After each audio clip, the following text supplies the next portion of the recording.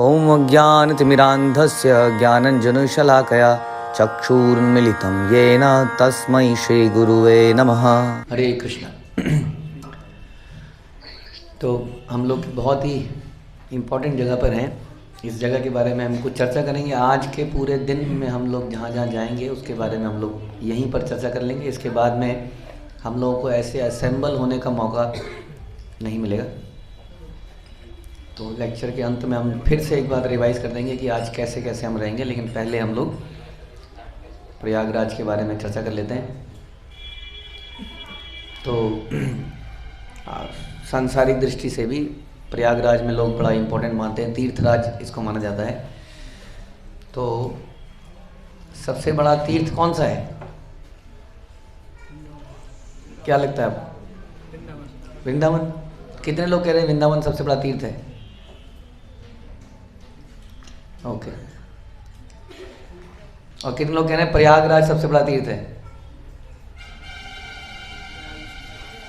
Okay. तो बाकी लोग कुछ नहीं कह रहे हैं। तो वृंदावन सबसे बड़ा तीर्थ है, ये बात सही नहीं लगती है, क्योंकि वृंदावन जो है हम तीर्थ स्थान में नहीं मानते उसको। वो भगवान का घर है, उसको हम धाम कहते हैं एक्चुअली।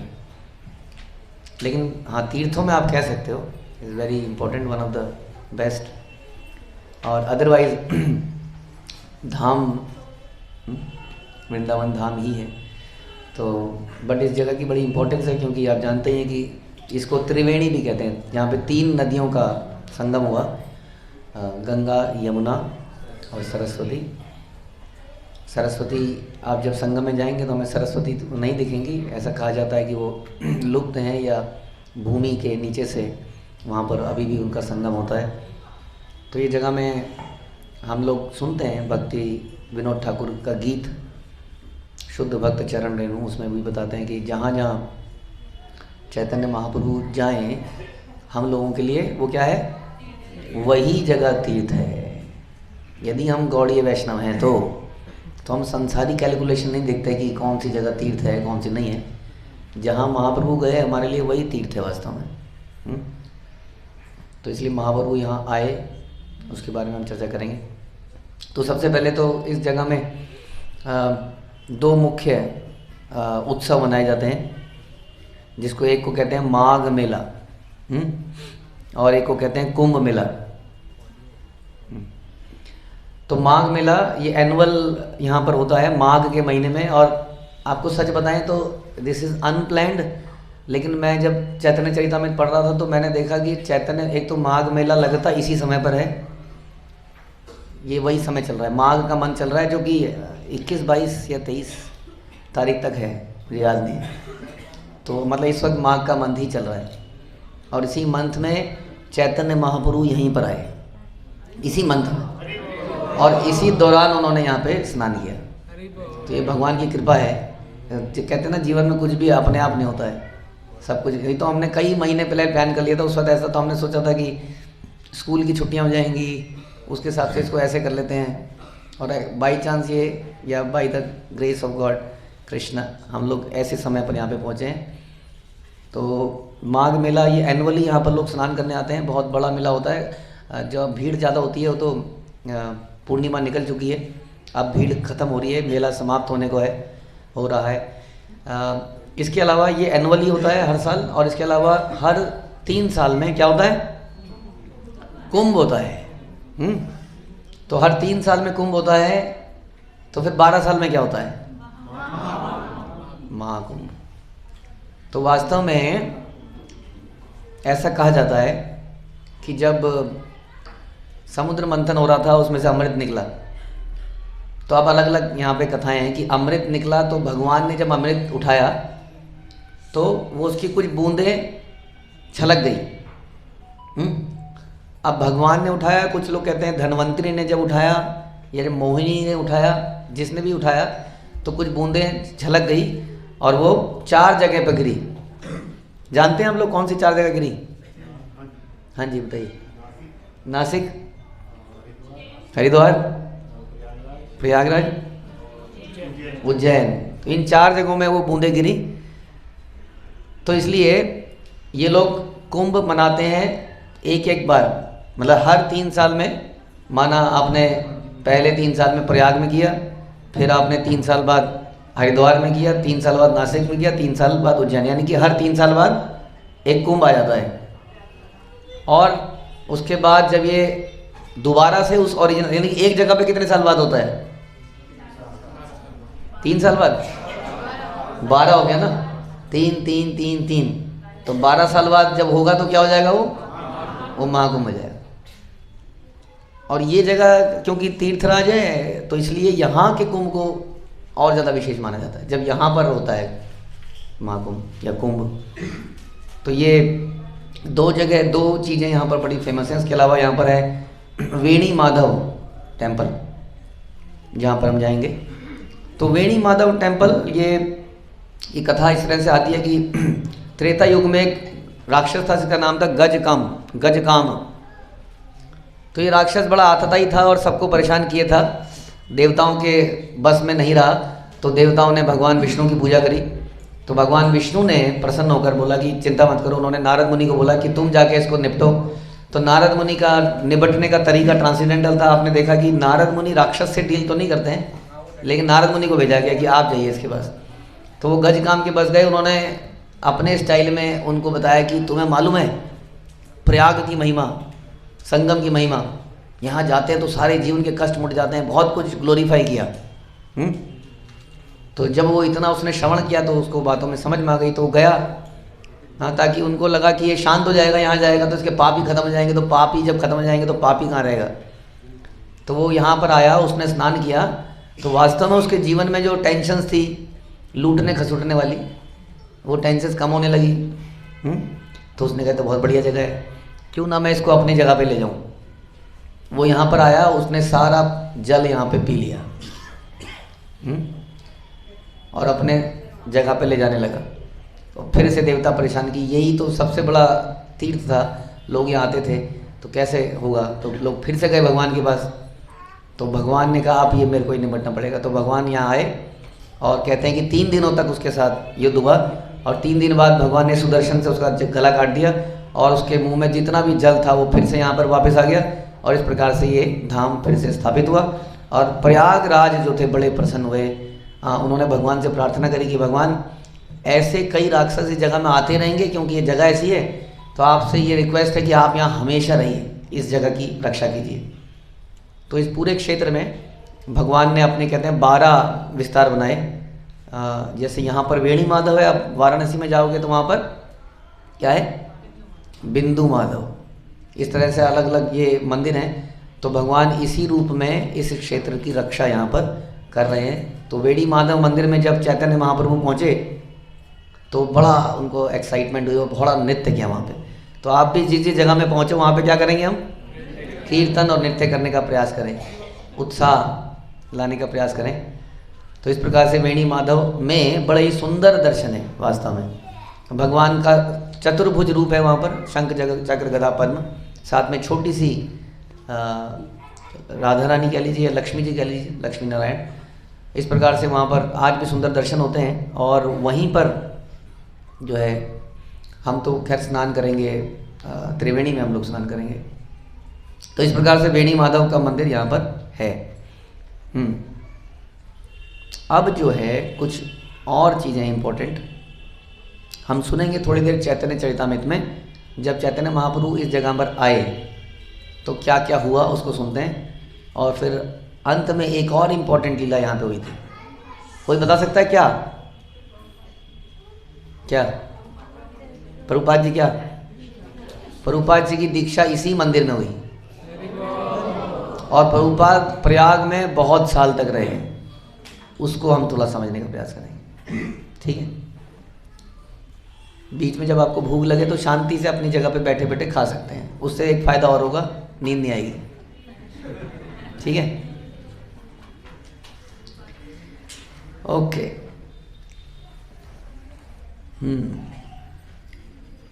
एई माता चली प्रभु प्रयाग आइला, दाश दीना त्रिवेणी ते मकर स्नान कैला। तो चैतन्य महाप्रभु प्रयाग में आए और 10 दिनों तक कंटिन्यूअसली वो संगम पे उन्होंने स्नान किया। तो उसी जगह में हम स्नान करने का प्रयास करेंगे। मकर संक्रांति, तो ये जो मकर संक्रांति से स्टार्ट होता है ये फेस्टिवल, तो उसी समय पर चैतन्य महाप्रभु यहाँ पर आए। ओके, एक और इम्पोर्टेंट लीला क्या हुई यहाँ पर, एक मैं भूल गया था बताना। कोई और दिव्य पर्सनैलिटी?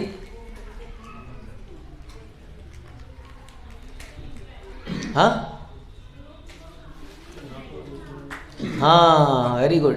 रूप गोस्वामी को यहीं पर चैतन्य महाप्रभु ने शिक्षा दी थी। कितने दिन तक दी थी, कौन बताएंगे? हाँ चैतन्य बताइए। ओके, 2 महीने। और कुछ? हाँ जी, 10 दिन। हाँ जी माता जी, 15 दिन। यस, 1 महीना, 10 दिन के लिए दी। 10 दिन इनको और सनातन गोस्वामी को 2 महीने। कहाँ पर? वाराणसी। दोनों जगह में हम जाएंगे, तो वो भी लीला यहीं पर है। तो सुनते हैं कि रूप गोस्वामी का थोड़ा सा बैकग्राउंड और किस प्रकार से वो चैतन्य महाप्रभु से मिले और यहाँ पर एग्जैक्टली क्या हुआ। तो रूप गोस्वामी, आप जानते हैं कि चैतन्य महाप्रभु ने अपने आप कितने श्लोकों की रचना करी? कौन बताएंगे? चैतन्य महाप्रभु ने कितने श्लोकों की रचना करी है? 8। और हमारे वैष्णव ग्रंथ कितने हैं? कितने श्लोक होंगे उसमें? कितने? असंख्य सौ हैं, है ना। तो उन्होंने खुद नहीं सारे श्लोक लिखे, बल्कि उन्होंने गोस्वामियों को एम्पावर किया, शक्ति प्रदान करी, ताकि वो इन ग्रंथों की रचना कर सके। तो रूप गोस्वामी उनमें से एक थे जिन्होंने इन ग्रंथों की रचना करी। रूप गोस्वामी के मुख्य ग्रंथ कौन से बताएंगे आप लोग? बताइए, जो आप लोगों ने पढ़ा है। भक्ति रसामृत सिंधु, उपदेशामृत, ये पुस्तकें जरूर पढ़नी चाहिए। प्रभुपाद ने इनको ट्रांसलेट किया है। तो ये ग्रंथ और भी कई सारे ग्रंथ रूप गोस्वामी ने दिए हमें। और शिला प्रभुपाद जो है, इस पूरे मिशन को स्टार्ट करने से पहले शिला प्रभुपाद ने रूप गोस्वामी की समाधि जो कि वृंदावन में है, वहाँ पर खूब उनके सामने, समाधि के सामने प्रणाम करते हुए, रोते हुए उनसे प्रार्थना करी कि मुझे शक्ति दीजिए कि मैं काम कर पाऊँ। आप लोगों ने देखा है रूप गोस्वामी की समाधि को? कहाँ पर? वृंदावन में, राधा दामोदर मंदिर में। और यही वो जगह है, राधा दामोदर मंदिर, रूप गोस्वामी के चरणों में, जहाँ शिला प्रभुपाद ने क्या किया? दीक्षा तो यहाँ ली। हाँ, तो श्रीमद् भागवत को ट्रांसलेट किया प्रारंभ में। तो ये हम लोग भी रूपानुग कहे जाते हैं, रूप गोस्वामी के फॉलोअर्स। तो रूप गोस्वामी की बात करें तो वो सारस्वत ब्राह्मण, यानी कि बहुत ही ऊंचे ब्राह्मण खानदान के थे। उनके पिता का नाम था कुमार देव। हो सकता है कि बीच में क्विज हो जाए और हो सकता है उसमें फिर कुछ चॉकलेट बढ़ जाए, आई डोंट नो, तो आप सोच लीजिएगा। तो कुमार देव उनके पिता का नाम था और रेवती देवी उनकी माता का नाम था। तो रूप गोस्वामी बचपन से ही बहुत ही सुंदर रूप था उनका। ऐसा रूप था कि देखते ही कोई व्यक्ति उनसे अट्रैक्ट हो जाए। उनके अंदर बहुत ज़्यादा भगवान के लिए बचपन से ही प्रेम था। वो इतने बुद्धिमान थे कि उनको संस्कृत, पर्शियन और कई सारी लैंग्वेज पे कमांड थी। तो उनकी ख्याति इतनी थी, वो इतने इंटेलिजेंट थे कि मुगल राजा जिसका नाम था नवाब हुसैन शाह, उसको ये समझ में आ गया था कि ये व्यक्ति अगर मेरी सरकार में आ गए तो मेरी सरकार डबल ट्रिपल खूब तरक्की करेगी। लेकिन अब इनको लाएं कैसे, क्योंकि ये है मलेच्छ और ये है सारस्वत ब्राह्मण, परम वैष्णव, तो कैसे लाया जाए। तो हुसैन शाह ने क्या शुरू किया? हुसैन शाह ने वैष्णवों को प्रताड़ित करना शुरू किया, मारना पीटना शुरू किया। और रूप गोस्वामी को बोला, और रूप और सनातन गोस्वामी इनके बड़े भाई हैं, उनकी चर्चा हम बाद में करेंगे। तो इन दोनों भाइयों को बोला कि यदि तुम मेरे पास नहीं आए तो सारे वैष्णवों को मार डालूंगा। तो उनके पिताजी ने भी बाद में, कोई चाहता नहीं था कि ये लोग वहाँ जाएं, लेकिन सारे वैष्णवों की रक्षा करने के लिए इन दोनों ने वहाँ पर उनके साथ काम करना एग्री किया, और ये दोनों वहाँ पर काम करने लगे। बहुत बड़ा बलिदान था वास्तव में, दूसरों के लिए इतना बड़ा बलिदान देना, क्योंकि उस ज़माने में यदि आप किसी मुस्लिम के साथ काम करोगे, उसके साथ रहोगे, तो समाज आपको बहिष्कृत कर देता था, निकाल देता था। और ऐसा ही इनके साथ हुआ, इनको एक तरह से निकाल ही दिया गया, क्योंकि इन्होंने वहाँ काम किया, लेकिन किया सिर्फ वैष्णवों की रक्षा करने के लिए। तो इस प्रकार से ये दोनों वहाँ पर प्रधानमंत्री और वित्त मंत्री की पोजीशन पे आ गए, और बेसिकली हुसैन शाह ने सारा राज्य का जितना भी काम है सब इन दोनों को दे दिया। और वो खुद क्या करता था, क्या करता था खुद, बताइए, खुद क्या सोता था, खुद वो अटैक करने जाता था, केवल लड़ाइयों में रहता था दूसरे राज्यों को हड़पने के लिए, इस प्रकार से। अब इन दोनों ने क्या किया, क्योंकि ये स्वभाव से ये भक्त थे, तो इन्होंने क्या किया, जितना भी धन तो अपार हो गया, इतना धन हो गया कि जिसकी कोई काउंट नहीं हो सकता है, उस धन से इन्होंने धीरे धीरे उस जगह को वृंदावन बनाना शुरू किया, और वहाँ श्याम कुंड, राधा कुंड, बड़े गार्डन, बहुत कुछ बना डाला, एक तरह से गुप्त वृंदावन वहाँ बना दिया रामकेली में। और वहाँ पे बड़े बड़े असेंबली हॉल बनाए, बहुत बड़े बड़े, और वहाँ पर भागवत कथाएं शुरू कर दी, तो उस जगह को पूरा बदल डाला। अब इसमें हुसैन शाह कुछ बोल नहीं पाए, क्योंकि सरकार तो चला ही रहे थे। जैसे आप लोग अपना अपना ऑफिस चलाने के साथ, घर चलाने के साथ अगर यदि भक्ति करते हो, तो घर वाले ज़्यादा तंग नहीं करेंगे आपको, नहीं तो बहुत तंग करेंगे। तो इसलिए उन्होंने हुसैन शाह को खुश रखा, और इधर से कथाएं और पता नहीं क्या क्या उन्होंने कर डाला। इस तरह से उनका जीवन बीता, लेकिन उनके अंदर बड़ी सेपरेशन फील होती थी भगवान से, और बड़ा दुख होता था कि हम ये कहाँ फंस गए हैं। तभी उन्हें ये समाचार मिला, बहुत ही दिव्य समाचार। क्या समाचार मिला होगा? हाँ जी रचित प्रभु।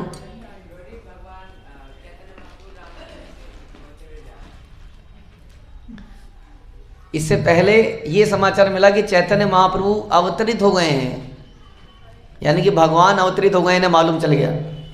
तो उन्होंने क्या किया, भगवान को चिट्ठियां लिखनी शुरू करी चैतन्य महाप्रभु कि हम ऐसी हालत में हैं, भगवान हमारे पे कृपा कीजिए, हम यहाँ फंस गए हैं, ये है वो है। लेकिन एक भी चिट्ठी का जवाब नहीं आया, और बड़े परेशान थे, बड़े दुखी थे। और तभी अचानक से जब महाप्रभु वृंदावन जा रहे थे, तो वृंदावन जाते हुए महाप्रभु ने एक ट्विस्ट लिया और रामकेली की तरफ चले गए, जबकि सीधा रास्ता नहीं था वो, क्योंकि महाप्रभु जानते थे कि वहाँ पर ये दोनों मेरी वेट कर रहे हैं। तो रामकेली की तरफ चैतन्य महाप्रभु आ गए। अब जब महाप्रभु रामकेली में आए, तो जैसा राम महाप्रभु के आने पे होता है, क्या हो गया वहाँ पर सैलाब आ गया हरे कृष्ण मंत्र का। चारों तरफ हल्ला गुल्ला हल्ला हो गया, कोई सन्यासी आया है जो सबको पागल कर देगा। चारों तरफ लोग हरे कृष्ण मंत्र जपने लगे। अब ये बात कहाँ पहुँच गई? हुसैन शाह के पास। हुसैन शाह के पास जब ये बात पहुँची, तो जनरली एक मुस्लिम लीडर क्या करेगा ऐसे में? क्या करेगा? जिन जिन जगहों में आप जाने वाले हो ना, वाराणसी वगैरह, इन सब का एक बुरा इतिहास भी है, जो कि हम तो क्या करेंगे चर्चा करके, कि यहाँ पर के सारे मंदिरों को औरंगजेब वगैरह ने तोड़ा हुआ है, सारे मंदिरों को, वेणु माधव, काशी विश्वनाथ, सब मंदिरों को तोड़ा हुआ है। तो ऐसा ही रहा है समय, मुग़लों के समय पर। तो उसके बाद क्या हुआ कि जब हुसैन शाह ने सुना, तो हुसैन शाह ने सोचा ये क्या हो रहा है, मैं ज़रा अपने किसी सर्वेंट से पूछता हूँ। तो उन्होंने केशव खान, अब इन सब के नाम बदल जाते थे, जो भी हिंदू वहाँ काम करते थे उनके नाम बदल जाते थे। तो केशव खान जैसे साकर मलिक और दबीर खास, रूप गोस्वामी और सनातन गोस्वामी का नाम हो गया। तो केशव खान से पूछा, जी बताइए क्या, कौन है ये सन्यासी, तुम्हें क्या लगता है? अब ये थे सारे चैतन्य महाप्रभु के भक्त। इन्होंने कहा चैतन्य महाप्रभु ये कोई नहीं है, एक भिखारी है, भिखारी, एक भिखारी है, घूम रहा है, नाच रहा है, लोग पागल हो रहे हैं। तो केशव खान नहीं चाहते थे कि चैतन्य महाप्रभु के ऊपर जरा से भी कोई आँच आए, हाँ, और इसकी अट्रैक्शन या अटेंशन उनकी तरफ जाए, तो उन्होंने झूठ बोल दिया। लेकिन हुसैन शाह क्या बोलता है, तुम्हारा दिमाग खराब हो गया है, तुम जानते हो जिसको कुरान अल्लाह कहती है ये वही आदमी है, मुझे ऐसा लगता है। ऐसी रियलाइजेशन होगी इसको, कहते ये कोई और नहीं है, ये वही है। और मैं आज ऑर्डर देता हूँ कि जो भी कोई उसको तंग करेगा, उसको मैं खुद अपने हाथों से सजा दूंगा। वो जहाँ नाचना चाहे, वो जो करना चाहे उसे करने दो। उसके बाद में हर चीज़ को कंसल्ट करने के लिए उनके पास एक व्यक्ति थे, दो व्यक्ति, रूप और सनातन। तो रूप गोस्वामी को बुला के बोलते हैं कि रूप आप बताइए ज़रा ये कौन है ये व्यक्ति। तो रूप गोस्वामी भी थोड़ा, ये दोनों बड़े पॉलिटिकल लोग थे, बड़े इंटेलिजेंट थे दोनों। तो कहते हैं कुछ बोलने से पहले ज़रा इसका मन टटोलते हैं, आपको क्या लगता है कौन है? मुझे तो लगता है भगवान है। तो बिल्कुल सही कह रहे हो आप, यही सुप्रीम पर्सनैलिटी ऑफ गॉडेड, यही है भगवान, बिल्कुल सही कहा आपने। हाँ, और कहते हैं हाँ मेरे को भी ये लगता था। तो इस प्रकार से ये घटना होती है। तो चैतन्य महाप्रभु बाद में रूप और सनातन उनसे मिलने का प्रयास करते हैं, जो उनकी इच्छा थी इतने दिनों से। तो लेकिन जैसे ही चैतन्य महाप्रभु के मिलने जाए, वहाँ हजारों करोड़ों लोग उनको घेरे खड़े हैं और इनको कुछ अपने हृदय की बातें करनी थी तो ये कर ही नहीं पाते थे। तो इन्होंने फिर चैतन्य महाप्रभु को चिट्ठी विट्ठी भिजवाई कि हमारे हिसाब से आपको यहाँ पे ज़्यादा नहीं रहना चाहिए, क्योंकि ये है तो अल्टीमेटली मुस्लिम ही, कब इसका मन बदल जाए कोई पता नहीं है, तो आपको ज़्यादा नहीं रहना चाहिए। तो सब लोग घबराए हुए भी थे। लेकिन चैतन्य महाप्रभु को बोलते, कौन क्या सोचते हो तुम? जो मैं सोचवाऊँगा वही तो सोचेगा वो, मैं है ना, भगवान को कोई क्या कर सकता है, तो तुम डरो मत। तो अल्टीमेटली रूप और सनातन रात को, बहुत जब रात बढ़ जाती है तब चैतन्य महाप्रभु से मिलने के लिए आते हैं। तब वहाँ पे कोई नहीं था। और जैसे ही वो वहाँ पर आते हैं, उस वक्त वहाँ पर नित्यानंद प्रभु हरिदास ठाकुर थे। तो जैसे ही वहाँ पर आते हैं तो उनके मुंह में क्या था? तिनका था। हम मुंह में तिनका डाल के, जैसा हम चर्चा करते हैं कि तिनका डालना ह्यूमिलिटी का प्रतीक है, कि जैसे जानवर के मुंह में तिनका होता है, हाँ, उस तरह से मुंह में तिनका डालकर वो एकदम से चैतन्य महाप्रभु के सामने लेट जाते हैं और बोलते हैं कि हम संसार में सबसे अधम हैं। जगाई और मदाई का आपने उद्धार किया, वो भी हमसे बेटर है, क्योंकि उन्होंने कभी मांस खाने वालों के साथ काम नहीं किया, हमने उनके साथ काम किया है। हाँ, हमारा क्या होगा महाप्रभु?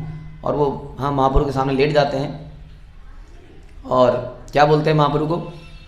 नमो महावदान्याय कृष्ण प्रेम पदाय थे कृष्णाय कृष्ण चैतन्य नामने गौरतिष्वे नमः। तो वहाँ पर वो रिवील करते हैं सारे संसार को, तभी रिवील कर देते हैं क्या? कि आप कोई और नहीं है, आप कृष्ण ही हैं, लेकिन आप गौर वर्ण में आए हैं। आप वास्तव में कृष्ण ही हैं और हमारा उद्धार कीजिए, क्योंकि हमसे ज़्यादा पतित कोई संसार में नहीं है। और ये बात सुन के, उनकी बातों को सुन के चैतन्य महाप्रभु का हृदय पसीज जाता है और वो अपने चरण उनके सर पर रख देते हैं और उनको बोलते हैं कि तुम मेरे इटर्नल सर्वेंट हो और कृष्ण ने तुम्हारी प्रेयर को सुन लिया है और तुम्हें इस भवबंधन से जल्दी मुक्ति मिलेगी। और सारे वैष्णव जो वहाँ थे उनको बोलते हैं कि इनको ब्लेसिंग्स दीजिए, इनके ऊपर कृपा कीजिए। और इस प्रकार से रामकेली में कीर्तन करते हुए चैतन्य महाप्रभु को रूप गोस्वामी बोलते हैं कि इस वक्त आपका वृंदावन जाना ठीक नहीं है, क्योंकि आपके साथ पीछे करोड़ों लोग हैं। यदि आप वृंदावन में जाएंगे तो वृंदावन एकांत में जाने की जगह है, ये नष्ट हो जाएगा सारा वृंदावन, इतने लोग हैं वहाँ। क्योंकि वो जब पलटन जहाँ चलती थी वहाँ पेड़ पौधे सब सपाट जाते थे, इतने लोग जब चलेंगे किसी जगह में। तो चैतन्य महाप्रभु को ये लगता है कि ये सही कह रहे और वहाँ से वापस चल पड़ते हैं। और उसके बाद में रूप और सनातन इनको बोलते हैं कि तुम संसार में रहो। एक बहुत फेमस चीज़ क्या बोलते हैं, कैसे रहो? कोई बताएगा? संसार में कैसे रहो? जैसे दांतों में जीभ रहती है। ओके, एक एग्जाम्पल दिया था उन्होंने। हाँ, कि जैसे कोई स्त्री होती है, उसको किसी और से अगर प्रेम हो जाता है, लेकिन वो अपने घर में ऐसा दिखाती है कि सब सही चल रहा है, ताकि पकड़ में ना जाए। हाँ, बिल्कुल प्रैक्टिकल एग्जांपल दिया, ऐसा करने को नहीं बोला, लेकिन बताया कि इस तरह से संसार में रहो कि संसार के लोग तुम्हें तंग करेंगे नहीं तो बहुत ज़्यादा। अपना काम काज सब करते रहो, लेकिन तुम्हारा मन कहाँ लगाना चाहिए? मन भगवान पे लगाना चाहिए। बेसिकली उन्होंने कहा कि अभी तुम्हारे आने का समय नहीं हुआ है, थोड़ा समय और काम करो, उचित समय देखकर मेरे पास आ जाना। तो ये लोग वापस जाते हैं, उसके बाद ही सलाह मसला करते हैं कैसे क्या किया जाए। अब दिक्कत ये है कि ये लोग छोड़ के जाएं तो ये बड़ा जालिम राजा है, हाँ, और अगर एक साथ दोनों चले गए तो सारा काम ठप हो जाएगा। तो ये चर्चा में निकलता है कि सनातन गोस्वामी ज़्यादा जिम्मेदार पोजीशन पर है। वो क्या है? प्राइम मिनिस्टर है। तो ये डिस्कस होता है कि रूप गोस्वामी और अनुपम, तो ये अनुपम भी इनके साथ में थे जो इनके भाई थे। तो अनुपम और रूप गोस्वामी वहाँ से निकल लें, हाँ, और बाद में समय मिलने पर सनातन गोस्वामी भी आ जाए। तो रूप गोस्वामी वहाँ से अपना सब कुछ धन दौलत को बटोरते हैं और क्या करते हैं, बटोर के क्या करते हैं, उसका 50% वो ब्राह्मणों को, वैष्णवों को दान में दे देते हैं। और वो कितना धन था जानते हैं आप? जैसे कई सारी नाव को अगर सोने की सिक्कों से भर दिया जाए, गिन्नियाँ होती है ना, आप लोग इकट्ठे करते हैं बचपन से लेके बड़े होने तक, शादी में मिली, मम्मी ने दी, पापा ने दी, 4 गिन्नी, 10 गिन्नी, 15 गिन्नी, 50 गिन्नी, 100 गिन्नी, एक नाव में कितनी आएंगी सोचिए, और कई नाव में कितनी आएंगी। तो इतने धन को, उसका 50% वो वैष्णवों को बांट देते हैं, हाँ, क्योंकि वैष्णव भगवान के भक्त हैं, वो उसको भक्ति में लगाते हैं। उसके बाद में 25% वो अपने रिश्तेदारों को बांट देते हैं और 25% फ्यूचर के लिए रख लेते हैं, कभी काम आएंगे। और उस 25% में से 10,000 सोने के सिक्के वो एक साहूकार को दे देते हैं, क्योंकि उस ज़माने में बैंक नहीं होते थे, और साहूकार को ये बोल के देते हैं कि आगे जाके सनातन गोस्वामी को इसकी ज़रूरत पड़ेगी तो तुम उनको दे देना। इस प्रकार से वो अपनी वेल्थ का डिस्ट्रीब्यूशन करते हैं, जो कि हम जैसे गृहस्थों के लिए एक एग्जाम्पल है कि अपने अपने धन को, संपत्ति को कैसे यूज़ करना चाहिए। अब जो है ये बात थी कहाँ की, रामकेली की, ठीक है। हम लोग कहाँ पर हैं, प्रयाग में। तो अब ये दोनों निकल पड़े हैं, हुसैन शाह के चंगुल से छूट के भाग लिए हैं। अब ये महाप्रभु को ढूंढ रहे हैं, जगह जगह ढूंढ रहे हैं, कहाँ हैं, खबर मैसेंजर भेजवा रहे हैं, कोई फ़ोन कॉल का तो ऑप्शन नहीं है। तो इन्हें पता चलता है कि महाप्रभु कहाँ हैं, प्रयाग में आए हैं, और ये दोनों प्रयाग में पहुंच जाते हैं। तो रूप और अनुपम मलिक जो उनके भाई थे, और यह समाचार सुनकर कि चैतन्य महाप्रभु वहाँ प्रयाग में बड़े प्रसन्न होते हैं और यहाँ पर पहुँच जाते हैं। चैतन्य महाप्रभु बिंदु माधव मंदिर में दर्शन करने गए और लाखों लोग उनसे मिलने आ गए, उनके पीछे पीछे चलने लगे। कुछ लोग रो रहे थे, कुछ हंस रहे थे, कुछ नाच रहे थे, कुछ गा रहे थे, लोग हर कोई लेकिन कृष्ण कृष्ण कहकर जमीन पर लौटे जा रहा था। ऐसा माहौल था उस वक्त। ऐसा बताते हैं कि यहाँ पर 3 नदियों का संगम है, लेकिन कभी भी इन 3 नदियों में ऐसी बाढ़ नहीं आई कि लोग डूब जाएं। लेकिन चैतन्य महाप्रभु आए तो ऐसी बाढ़ आई, समझ लीजिए, हरिनाम की बाढ़, जिसमें ऐसा लगता था चारों तरफ सर ही सर है, मतलब पूरा समुद्र बन गया है जगह। ऐसे बाढ़ में चैतन्य महाप्रभु ने कृष्ण के प्रेम में सारे प्रयाग को डुबो दिया था, जो आज तक ये नदियाँ नहीं डुबो पाई थी।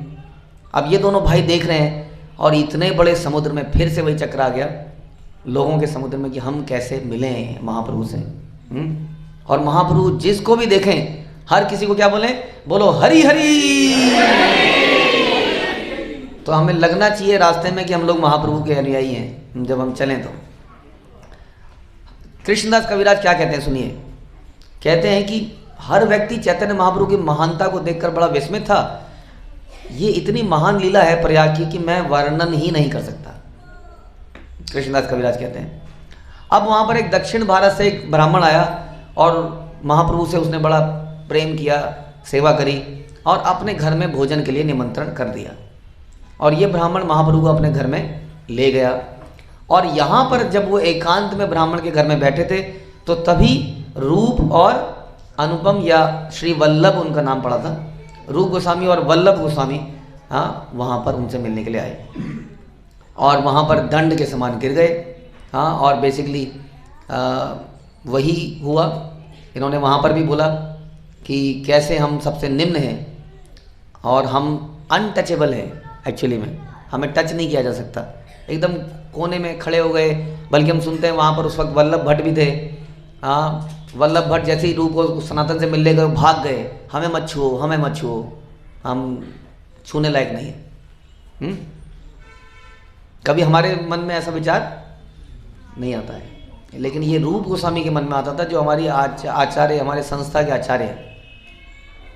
बल्कि अगर हमें कोई नहीं टच करेगा तो हमें क्या लगेगा, मेरे साथ क्या हुआ है, भेदभाव हुआ है। और ये लोग क्या कहते थे कि हमें टच ना किया जाए। ऐसा इनका भाव था।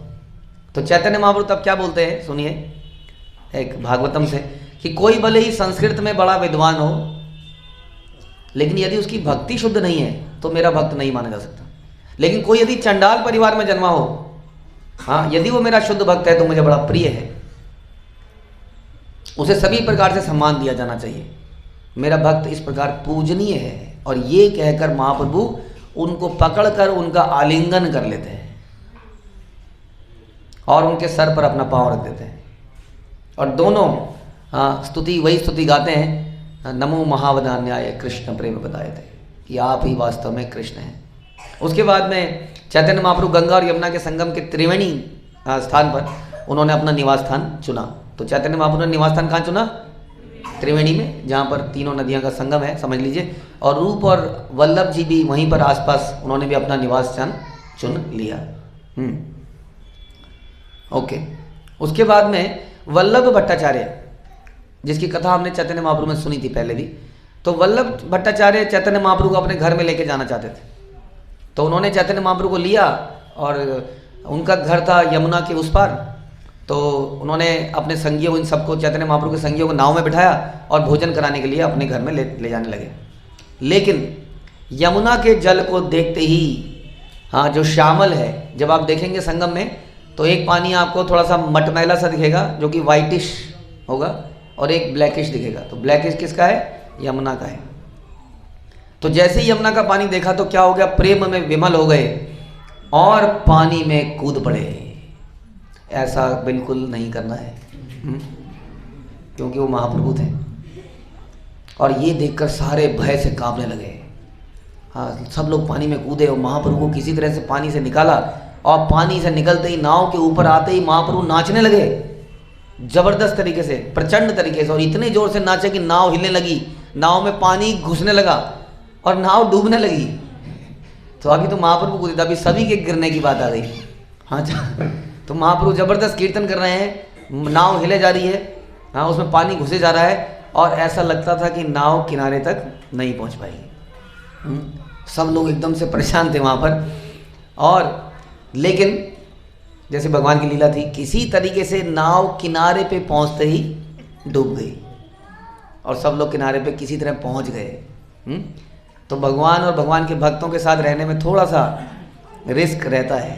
खाना टाइम पे मिलेगा कि नहीं पता नहीं कुछ, क्योंकि ये तो पागल है, खाने की चिंता करेंगे कि नहाने के लिए कोई जगह ही नहीं है, जगह जगह पे नहा रहे हैं। तो ऐसी खतरे अक्सर मिलेंगे भक्तों के साथ, कि तो परंपरा का है, एक्चुअली परंपरा में ही ऐसा है।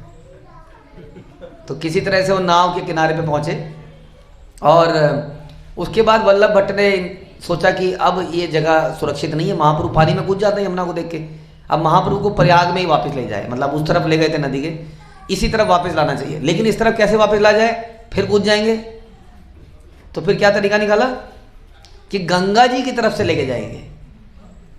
क्योंकि यमुना जो है, जनरली लोग गंगा जी को बहुत महान मानते हैं, लेकिन वास्तव में भक्तों के लिए यमुना जी बहुत विशेष है।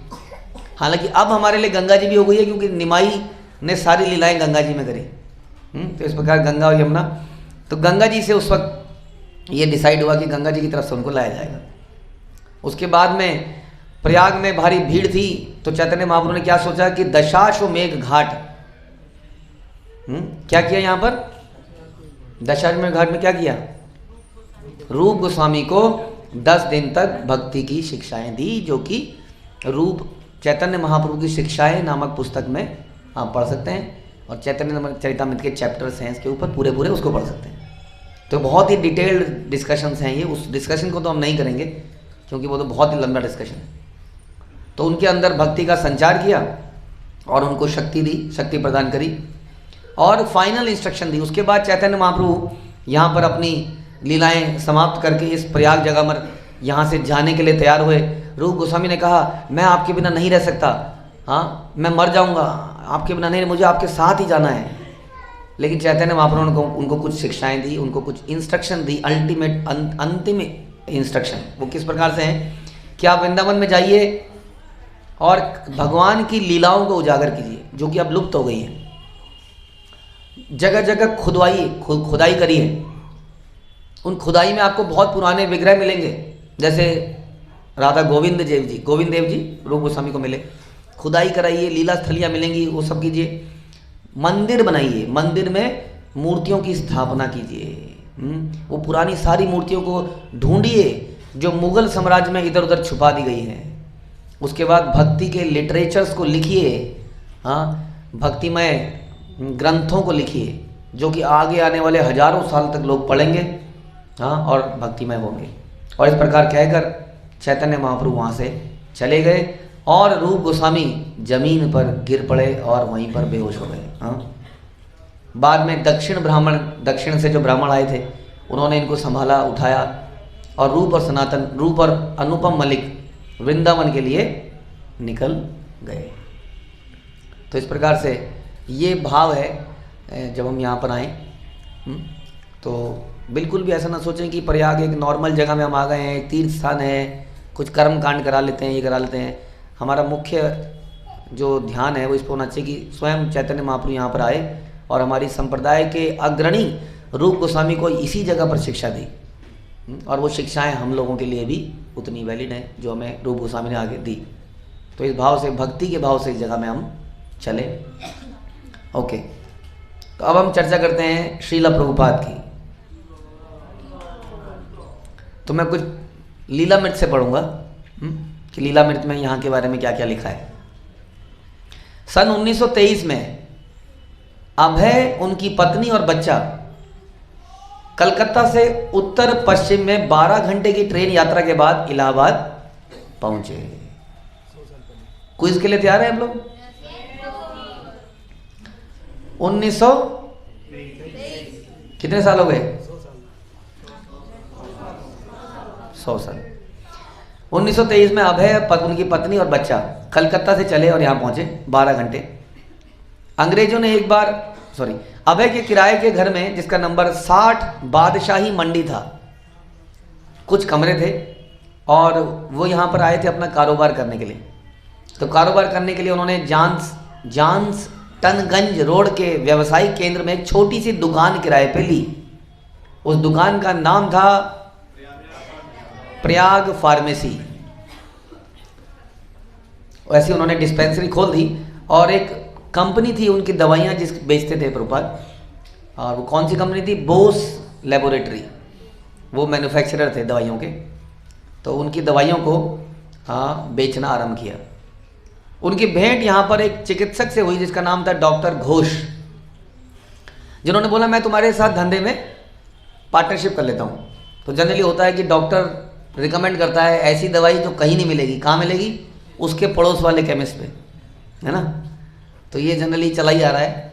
तो डॉक्टर घोष ने बोला कि हम दोनों इस तरह से कर लेते हैं। तो दोनों ने इसको किया और मिस्टर घोष ने अपनी ट्रॉपिकल फार्मेसी को बंद कर दिया और वो उन्होंने लोगों को इलाज करना शुरू किया और श्रीला प्रभुपाद ने वो दवाइयाँ बेचनी शुरू करी।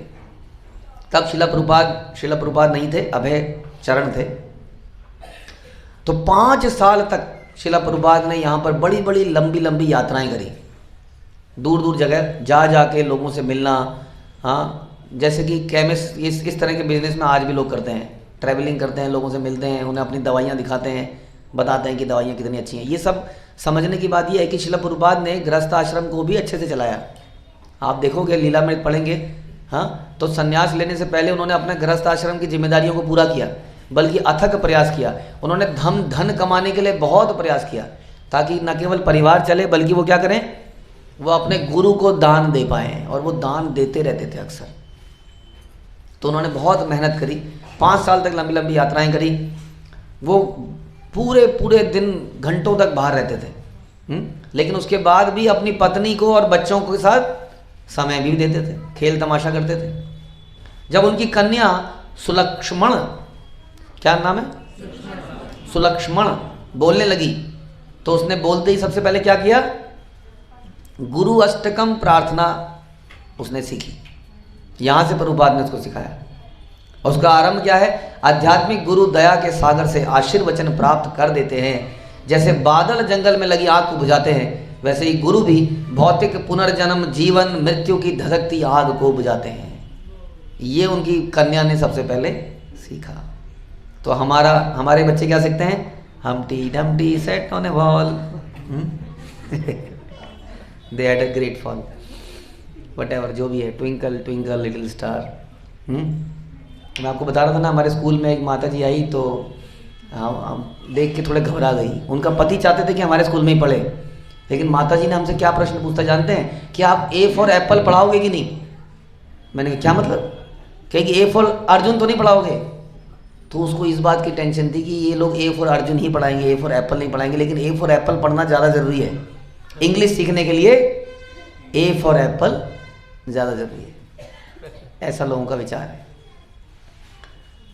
तो यहाँ पर हम देखते हैं प्रभुपाद के जीवन से कि उनकी बेटी ने सबसे पहले गुरु अष्टकम को सीखा। उसके बाद 1928 में कुंभ के मेले के समय पर गौड़िया मठ के भक्ति प्रदीप तीर्थ महाराज कुछ लोगों के साथ इलाहाबाद में आए। तब तक इलाहाबाद में मंदिर गौड़िया मठ नहीं था। अभी आप लोग कहाँ हैं? हम लोग गौड़िया मठ में हैं। गौड़िया मठ किसको कहते हैं? जो प्रभुपाद के गुरुदेव भक्ति सिद्धांत सरस्वती ठाकुर, इन्होंने जो स्थापना करी है, 64 गौड़िया मठ इन्होंने बनाए थे, तो उनमें से एक ये है। तो यहाँ नहीं थे, तो इनके मुख्य भक्ति सिद्धांत सरस्वती ठाकुर के मुख्य शिष्य उस वक्त के भक्ति प्रदीप तीर्थ महाराज यहाँ पर इलाहाबाद में आए और वो यहाँ पर कोई ज़मीन देखना चाहते थे, यहाँ कोई मंदिर बनाना चाहते थे। और वो लोग कहाँ पहुँचे? सीधा प्रयाग फार्मेसी, क्योंकि लोग जानते थे अभय बाबू बहुत ही दयालु हैं भक्तों के लिए, ये जरूर कुछ करेंगे।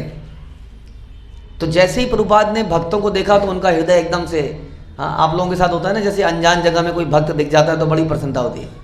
तो इनको देखा, अरे कहाँ से, यहाँ कहाँ से? हाँ, तो उनके मुख में, आप तो गौड़िया मठ के हैं, अंदर आइए अंदर आइए। और भक्ति प्रदीप तीर्थ स्वामी महाराज ये वही थे जो कलकत्ता में नरेंद्रनाथ मलिक के घर पर गए थे। तो उस प्रकार से दोनों बड़ा विनम्रता से उनका आपस में मिलन हुआ। तीर्थ महाराज अभय से बोले, हम यहाँ के लिए नए हैं, हम इलाहाबाद में एक मंदिर बनाना चाहते हैं, आपका नाम सुना है, क्या आप हमारी सहायता करेंगे? और श्रील प्रभुपाद ने तुरंत उसके लिए एग्री कर दिया। उसके बाद माघ मेला हुआ जो अभी चल रहा है। माघ मेला समाप्त हुआ तो प्रदीप तीर्थ स्वामी चले गए, लेकिन बाकी शिष्यों को यहीं छोड़ गए और एक छोटा सा सेंटर खोल दिया, उसका संचालन करने लगे। तो वो शिव विग्रह की पूजा करते, संध्या कीर्तन करने लगे, वहाँ पे लेक्चर होने लगे। हाँ, इस प्रकार से वहाँ काज चल गए और वहाँ पर श्रील प्रभुपाद रेगुलर जाने लगे। और वो लोगों ने एक एक घर में जाना शुरू किया, एक एक घर में जाके मंदिर निर्माण के लिए कलेक्शन करना शुरू किया। और इसी तरह से एक दिन वो अभय चरण के घर में भी पहुंच गए। तो अभय ने उनका स्वागत किया, वो तो जानते ही थे और उनके हमेशा कान खुले रहते थे वैष्णव दर्शन को सुनने के लिए। और अतुलानंद एक भक्त थे, अतुलानंद के साथ उनकी काफ़ी चर्चा हुई बैठकर इसी जगह में, समझ लीजिए इलाहाबाद में। और वो लोग रेगुलरली मिस्टर डे के यहाँ जाने लगे। मिस्टर डे कौन है? प्रभुपाद, उनके पिताजी को भी बोलते थे। तो वहाँ पर अक्सर श्रील प्रभुपाद के साथ ये चर्चाएं होने लगी और श्रील प्रभुपाद बड़े उत्सुक रहते थे एक व्यक्ति के बारे में जानने में। किसके बारे में? कि मेरे गुरुदेव क्या कर रहे हैं आजकल, कहाँ पर हैं, क्या कर रहे हैं, क्या उनका प्रोजेक्ट है, बताइए क्या नया चल रहा है, क्या हो रहा है, ये सब जानने का प्रयास करते थे।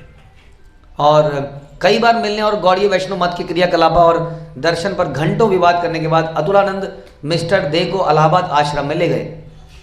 और उसके कुछ समय बाद ही मठ रामबाग के निकट मठ की जगह बदल गई।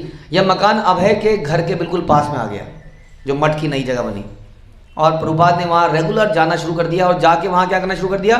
प्रभुपाद वहाँ पर मृदंग बजाते और उनका मृदंग बजाते हुए देखकर सारे ब्रह्मचारी हैरान हो जाते। इस प्रकार का मृदंग प्रभुपाद बजाते थे। तो वहाँ पे जाकर वो मृदंग बजाने लगे और वहाँ पर रेगुलर क्लासेस भी नहीं लगे, कीर्तन करने लगे कई बार। तो एक तरह से उनकी वजह से वहाँ बड़ा जोश सा आ गया और कई सारे लोग जो प्रभुपाद से मिलने आते थे, बड़े बड़े लोगों से प्रभुपाद का मिलना था ही अपने बिजनेस के सिलसिले में, प्रभुपाद सबको लेके मठ में पहुँच जाते थे। तो कई सारे लोगों का वहाँ आना जाना शुरू हो गया और सब लोग के नज़र में प्रभुपाद बड़े प्रिय बन गए बड़े जल्दी से। लेकिन 1930 में गौर मोहन डे जो कि प्रभुपाद के पिताजी हैं, उनका स्वास्थ्य गिर गया और ऐसा लगा कि अब ये बचेंगे नहीं। तो परिवार के लोग वहाँ इकट्ठा होने लगे और शिला प्रभुपाद भी अपने बम्बई में गए हुए थे तब, तो तुरंत उन्हें पता चला तो वो तुरंत वापस लौटे और अपने पिताजी से वो पूछते हैं कि तुम्हारी क्या इच्छा है। अब गौर मोहन डे को ये बात मालूम बताई नहीं गई थी कि अब वो ज़्यादा दिन नहीं रहेंगे, तो प्रभुपाद ये पूछ नहीं पाए कि तुम्हारी क्या अंतिम इच्छा है। तो वो बोलते थे तुम्हारी क्या इच्छा है, तो गौर मोहन बोलते थे क्या हो गया, डॉक्टर ने कुछ बोला तेरे को? नहीं मैं तो ऐसे ही पूछ रहा हूँ, मैं क्या इच्छा है आपकी बताइए, कोई इच्छा है तो बताइए। तो उन्होंने कहा मेरी ऐसी इच्छा है कि इलाहाबाद में जितने भी गौड़ीय वैष्णव हैं उन सबको अपने घर में बुलाओ और उनका वैष्णव भोज करो, हरिनाम करो, ये मेरी इच्छा है। तो प्रभुपाद ने वैसा ही किया। उन्होंने बहुत बड़े स्केल पे सारे वैष्णव को बुलाया, वहाँ पे ज़बरदस्त हरिनाम हुआ, प्रसाद बटा और उसी दिन 11 बजे गौर मोहन डे का अंतिम समय आ गया। तो इस प्रकार से उनके पिताजी की मृत्यु इसी जगह में प्रयाग में हुई। और उसके बाद उस समय बाद उनकी एक और लड़की पैदा हुई, गौर मोहन। ये बीच की कुछ स्टोरी आ रही है। उसके बाद एक मुख्य इम्पॉर्टेंट चीज़ जो इस जगह से रिलेटेड है जहाँ पर हम बैठे हुए हैं यहाँ पर, लेकिन इसको बताने के लिए हम थोड़ा सा बैकग्राउंड में जाएंगे। ये है ब्रिजमंडल परिक्रमा। ब्रिजमंडल परिक्रमा आप लोगों ने करी है? तो इस ब्रिजमंडल परिक्रमा श्रील भक्ति सिद्धांत सरस्वती ठाकुर ने ऑर्गेनाइज करी। लेकिन आप सोच नहीं सकते हैं कि उस वक्त की ब्रिजमंडल परिक्रमा में कितनी कठिनाइयाँ आती थी। अब तो आपके रास्ते बने हुए हैं, कोई दिक्कत नहीं है।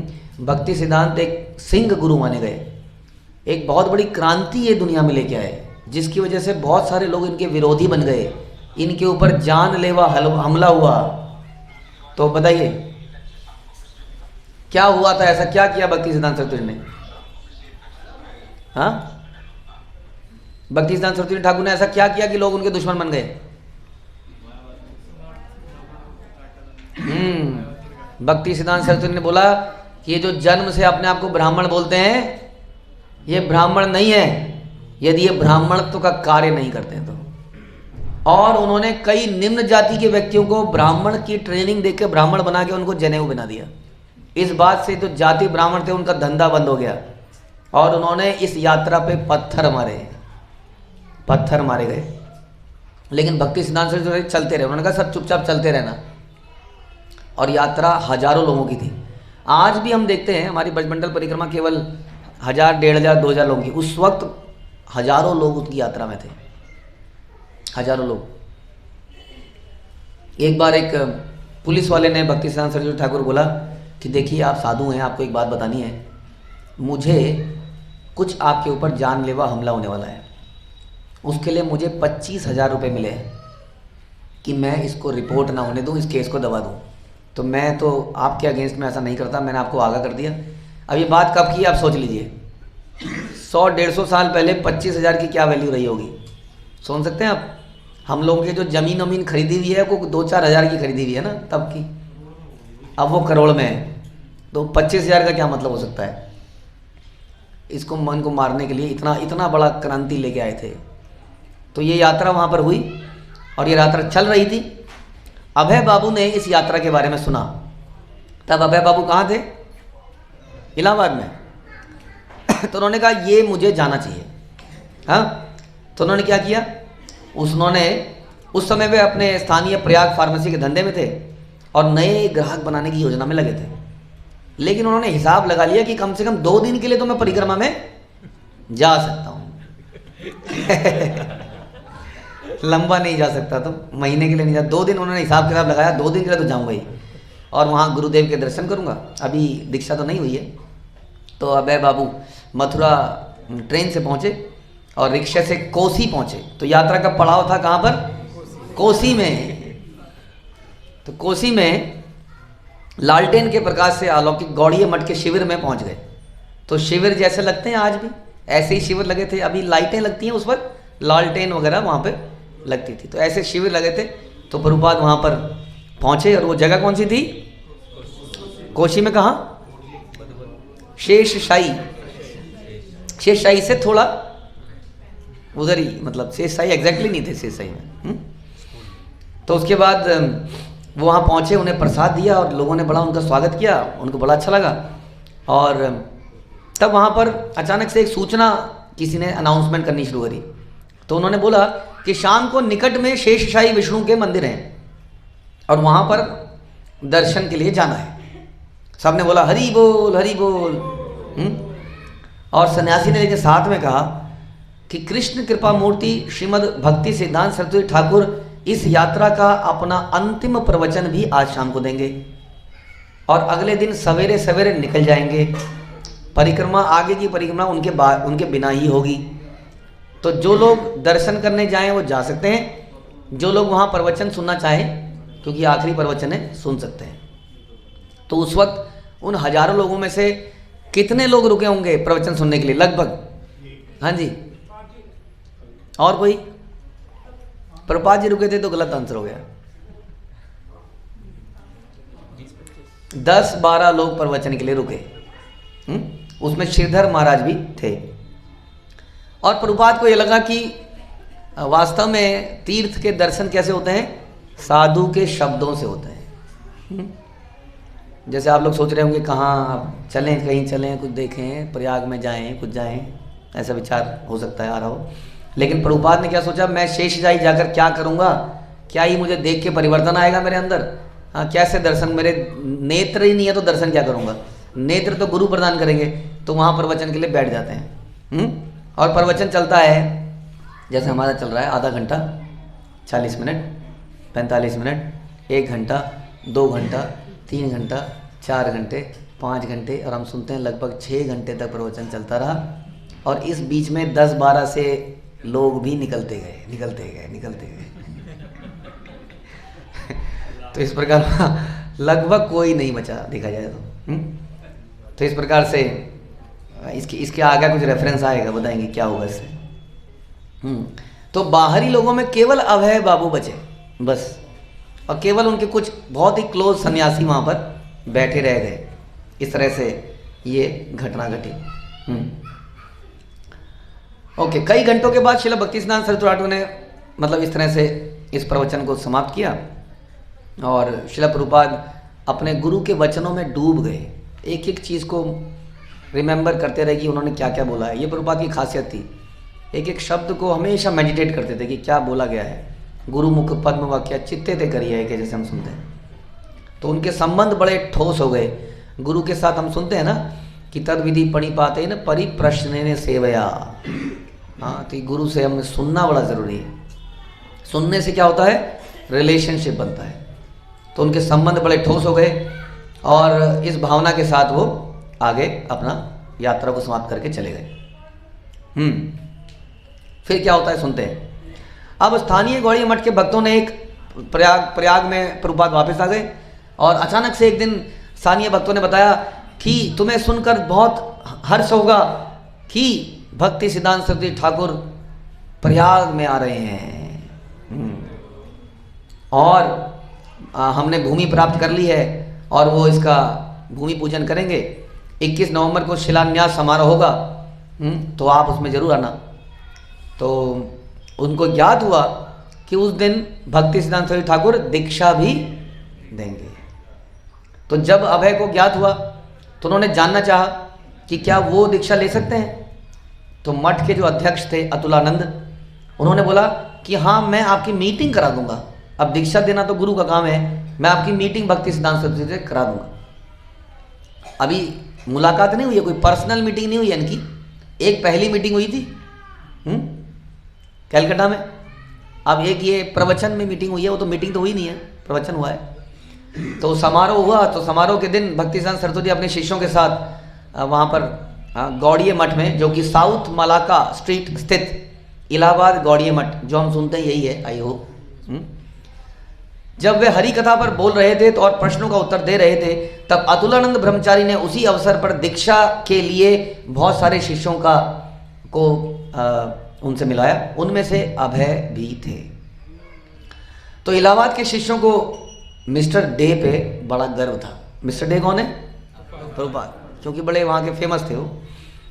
और वो हर संध्या आते थे, भजन करते थे, अतिथियों को लाते थे, और दान देते थे। हाँ, तो लोगों को लगा कि इनका नाम तो प्रपोज हो ही जाएगा, क्योंकि जो व्यक्ति दान दे रहा है, बड़े बड़े लोगों को ला रहा है, तो उसका तो हो ही जाएगा। अब वो भक्ति सिद्धांत सरस्वती ठाकुर से मिले, ये मीटिंग हुई, पर्सनल मीटिंग। हाँ, ये बड़ा दिव्य अवसर लगता है व्यक्ति को जब वो इस प्रकार मिलता है। तो वो मिल रहे हैं, तो मिलते ही श्रील भक्ति सिद्धांत सरस्वती ने उनको पहचान लिया, और क्या बोलते जानते हैं? बोलते हैं, हाँ, उसे मेरा प्रवचन सुनना पसंद है, वह उठकर चला नहीं जाता, मैंने देखा है, मैं उसे अपना शिष्य स्वीकार करूँगा। तो भक्ति सिद्धांत सरस्वती ने ये नहीं बोला कि हाँ मैं जानता हूँ कि ये बड़ी डोनेशन लाता है, हाँ मैं जानता हूँ कि ये बहुत सारे लोगों को लाता है, कनेक्ट करता है, मृदंग बजाता है। क्या बोला? कि मैं जानता हूँ कि इसे प्रवचन सुनना पसंद है और ये उठ के चला नहीं जाता, इसलिए मैं इसको शिष्य स्वीकार करूँगा। सारे लोग एकदम से भाव विभोर हो गए। अभय भी बहुत भाव में आ गए, और अतुलानंद बड़े चकित थे कि कैसे उन्होंने पहचान लिया। तो वे वास्तव में यहाँ बता रहे हैं कि कमरे में अन्य बैठे लोगों को भी प्रसन्नता हुई कि मिस्टर दे एक अच्छे श्रोता के रूप में उनको स्वीकार कर लिया गया है। और कुछ को आश्चर्य हुआ कि कैसे, ऐसा कैसा हो सकता है, होता है ना सर, क्या देखा इसके अंदर, हम तो 10 साल से हैं, हमें तो बोला नहीं, इनको बोल दिया। ये हमेशा रहेगा ही दुनिया में, कुछ ना कुछ ऐसे विवाद। तो कुछ लोगों के मन में ये आ गया कि इनको क्यों सिलेक्ट कर लिया, ऐसे कैसे, ये गुरुदेव ने ऐसे कैसे पहचान लिया। तो वैदिक साहित्य में 9 प्रकार की भक्ति बताई गई है, जिसमें सबसे मुख्य क्या सुनते हैं हम? श्रवणम। श्रवण सबसे इम्पोर्टेंट है। तो कोसी में धैर्यपूर्वक बैठकर कृष्ण कथा सुनने के कारण उनको एक्सेप्ट किया गया, और इस तरह से उन्होंने बोला। अंत में भक्ति सिद्धांत ने पुकारा, एक एक करके दीक्षा होने लगी, और दीक्षा में नाम पुकारा जाता है। तो अभय बाबू को बुलाया, मिस्टर अभय या डे, मिस्टर डे। तो वो आए आगे, और अपनी माला स्वीकार करने के लिए उन्होंने हाथ आगे किया, साष्टांग प्रणाम किया, अपना दाहिना हाथ बढ़ाया, और अपने आध्यात्मिक गुरु से जप माला स्वीकार करी। और उसी वक्त भक्ति सिद्धांत ने, सरस्वती ठाकुर ने उनको यज्ञ पवीत भी दे दिया, यानी कि उनकी ब्राह्मण दीक्षा भी तभी के तभी कर डाली गई, जो कि जनरली बाद में होती है, उस समय बाद, तभी इनकी ब्राह्मण दीक्षा भी हो गई। और जब एक्चुअली जब भक्ति सिद्धांत सरस्वती बड़े स्ट्रिक्ट थे, आप जानते हैं कि कितने माला पे दीक्षा होती थी? 64 माला पे दीक्षा होती थी। हम साल में कोशिश करते हैं कि एक दिन तो 64 कर लें, रोज 64 माला करने पर दीक्षा होती थी।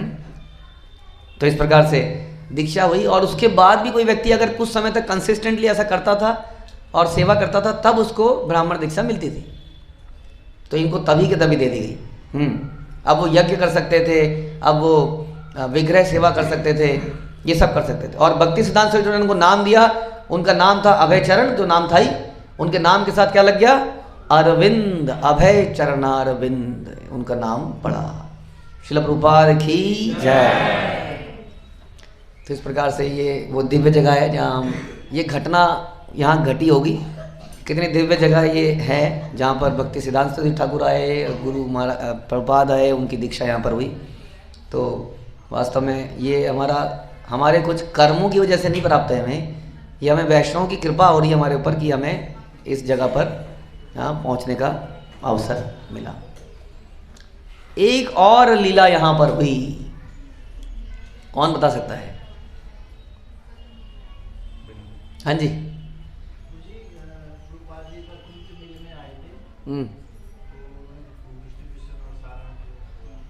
वो तब तो यहाँ पे प्रभुपाद ने यहाँ पे बड़े बड़े क्या कहते हैं उसको, टेंटों को क्या कहते हैं? पंडाल, बड़े बड़े पंडाल लगाने शुरू किए, वो तो है। लेकिन अब हम कह रहे हैं प्रभुपाद लीला से नहीं, कृष्ण लीला से नहीं, एक और युग की लीला। तो बेसिकली आप समझ लीजिए यहाँ पर श्रील प्रभुपाद, चैतन्य महाप्रभु, क्या, हाँ, यहाँ पे हुई भगवान राम से रिलेटेड लीला। तो भगवान राम जब वनवास जा रहे थे, तो भगवान राम इसी जगह से गए, प्रयाग में आए, और यहाँ पर एक ऋषि का आश्रम था। किसका आश्रम था? भारद्वाज ऋषि का आश्रम था। तो भारद्वाज ऋषि के आश्रम में रुके, और उन्होंने बुलाया कि अब भारद्वाज ऋषि के पास जब वो आते हैं तो उस घटना के बारे में सुनते हैं कि राम जी एकदम से चकित हो जाते हैं, क्योंकि वो देखते हैं कि अलग अलग जानवर जो है इतने प्रेम से भारद्वाज ऋषि के साथ रह रहे हैं, जो कि बड़ा देखा नहीं जाता, जैसे हम झारखंड लीला में सुनते हैं। इस तरह का माहौल उन्होंने यहाँ पे देखा, बड़ा ही दिव्य माहौल था। और भगवान राम ने उनको प्रणाम किया, भारद्वाज ऋषि ने उनको गले से लगाया और भारद्वाज ऋषि ने बोला ये सबसे पवित्र जगह है जहाँ पे आप आए हो, आप यहीं क्यों नहीं रख जाते, मैं तुम्हें 14 साल तक मेरे साथ रहो। तो भगवान राम ने कहा यही सबसे बड़ी समस्या है कि इस जगह पर करोड़ों लोग आते हैं, हाँ, और मैं तो जंगल में वनवास के लिए आया हूँ, इतने लोग आएंगे, मेरा सत्कार करेंगे, मेरी पूजा करेंगे, मुझे कन्वीनियंस देंगे, मैं नहीं चाहता है, इस जगह मैं बिल्कुल नहीं रह सकता, तो मुझे कोई उपयुक्त जगह बताइए। तब भारद्वाज ऋषि बताते हैं कि यहाँ से थोड़ी दूरी पर कौन सी जगह है, चित्रकूट। तो आप चित्रकूट में जाइए, जो कि बहुत ही सुंदर एकांत जगह है, वहाँ पे जाके आप अपना आश्रम बनाइए। तो भगवान राम इसी जगह से जाते हैं। उसके बाद फिर एक व्यक्ति यहाँ पे आते हैं, कौन, भरत।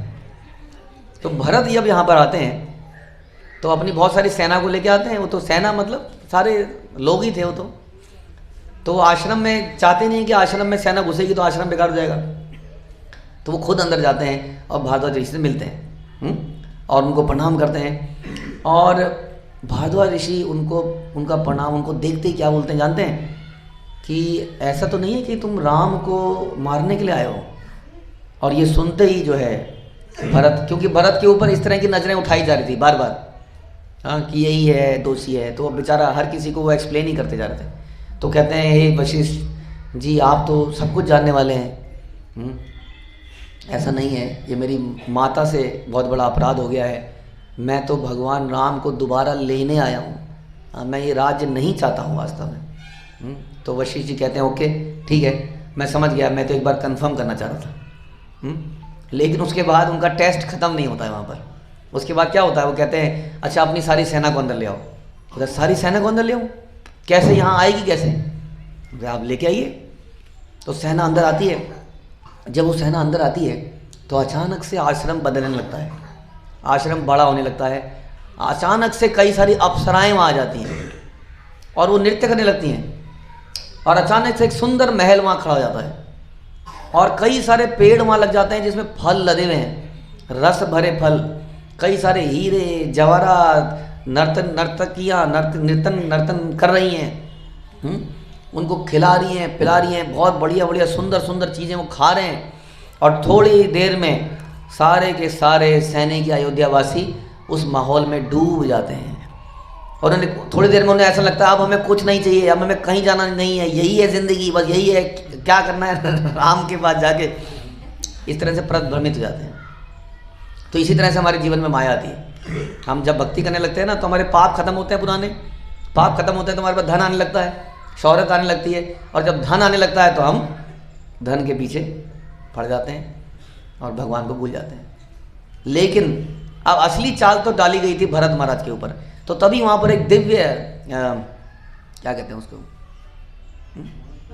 आसन के सिंहासन, तो एक सिंहासन वहाँ पर आता है और सिंहासन के दोनों तरफ कुछ स्त्रियाँ वो पंख कर रही हैं और भरत जी को बोलती हैं आइए आइए, ये आप ही के लिए, ये सिंहासन आप ही के लिए, ये आप ही के लिए। उधर से वो बुला रही है, उधर से वो बुला रही है, आप ही के लिए, आप ही, हम सब आप ही का इंतजार कर रहे थे, भरत आओ, भरत आओ, भरत। और भरत आगे जाते हैं जाते जाते हैं उस सिंहासन के चक्कर लगाते हैं, उसमें राम की पादुका को रखते हैं और नीचे बैठ के पंखा करने लगते हैं।